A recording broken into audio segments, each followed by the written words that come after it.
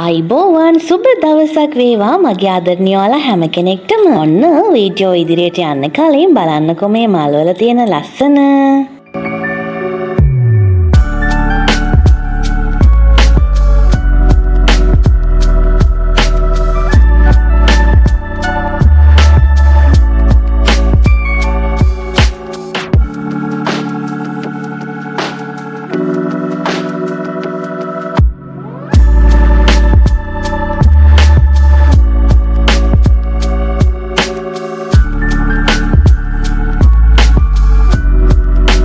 ඉතින් ඔන්න දැකපු මල්වල ලස්සනට ඔයාලත් කැමති නම් අද මේ වීඩියෝව පැන්ටාස් නැත්නම් පැන්තාසියා වලට ආදරය කරන ඔයාලට විචිත්‍ර වර්ණ ගණනාවකට උරුමකම් කියන මේ පැන්ටාස් මල් වර්ගය ඕනම දේශගුණයකට ඔරොත්තු දෙන අතර මල් පිපීම උත්තේජනය තද හිරු රශ්මිය තමයි අනිවාර්ය කාරණාව.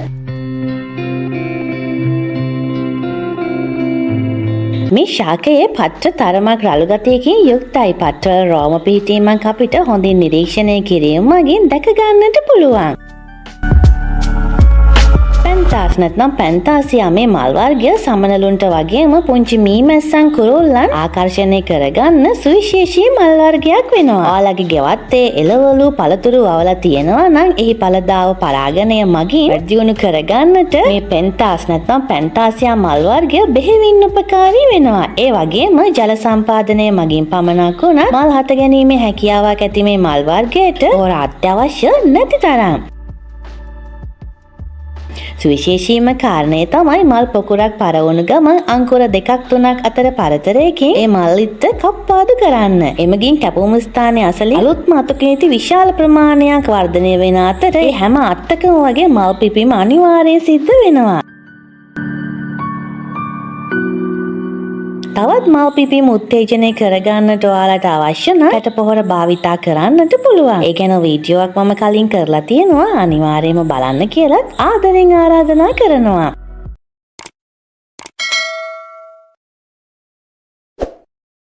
ඒ වගේම මේ පැන්තාස් නැත්නම් පැන්තාසියා මල් වර්ගයේ ප්‍රභේද දෙකක් අපිට දැනට වළඳපොලේ තියෙනවා. එක් වර්ගයක් අඩි 5කටත් වඩා උස යන ප්‍රභේදයක්. අනිත් ප්‍රභේදය අඩියක් 1.5ක් පමණ උසට වැඩෙන හයිබ්‍රිඩ් ප්‍රභේදයක්. ඉතින් සූර්යාලෝකයේ හොඳින් වැඩෙන තැනක හරි ලස්සනට මල් පිපෙන මේ මල් වර්ගය අඩත්තුව මම කලින් කීවත් වගේම හරිම පහසුයි. මේ පැලයට පලිබෝධ හානිය අවම අතර මුල් කුණු වීමේ රෝගය රෝගයක් විදියට දකින්නට පුළුවන්. නමුත් වගාමාධ්‍ය හරියටම සකසා ගැනීම තුළින් ඒ දිලීර හානිය අවම කරගන්නට අපිට පුළුවන්. ඉතින් ඒ දිලීර හානිය නැති කරලා ලස්සනට මල් පිපෙන්න මාධ්‍ය විදියට අපි දාගන්නේ වැලි කොටස් එකකට කොම්පෝස්ට් හරි වියලි ගොම හරි කොටස් එකක් සමගින් මතු පිටපස් භාගයක් හා කොහොබත් භාගයක් පමණයි. ඒ පස්මාර දාගෙන හදපු මල් පැල ටික තමයි ඔයාලා වීඩියෝවේ කලින් දැක්කේ. ආයෙමත් බලන්නකෝ.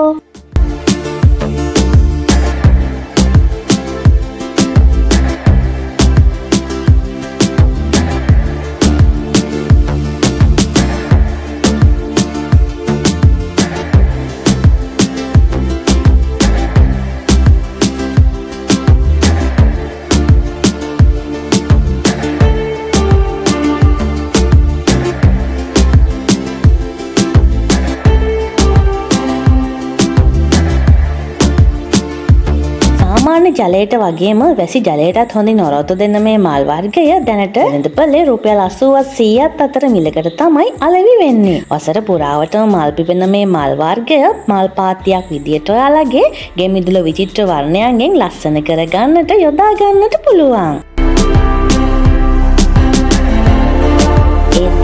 පුංචි මතක් කිරීමක් කරන්නට ඕන. මට සති 3ක් විතර කාලයක් වීඩියෝස් ගේන්න බැරි වුණා. හේතුව තමයි අම්මගේ අසනීප තත්ත්වය. ඉතින් වීඩියෝ ගේන්න නැත්තේ ඇයි කියලා කමෙන්ට් එකපු ඒ ආදරණීය හිතවලට බොහොමත්ම ආදරෙයි. ඒ වගේම YouTube channel තියෙන මගේ ආදරණීය අක්කලා නංගිලාගේ වීඩියෝස් බලන්න ඇත්තටම මේ කාර්ය බහුලත්වය නිසාම මට මග ඇරුණා. ඇත්තටම වීඩියෝස් බලන තරම් නිදහස් මානසිකත්වයක් තිබුණේ නැති තරම්. ඉතින් සමා වෙන්න.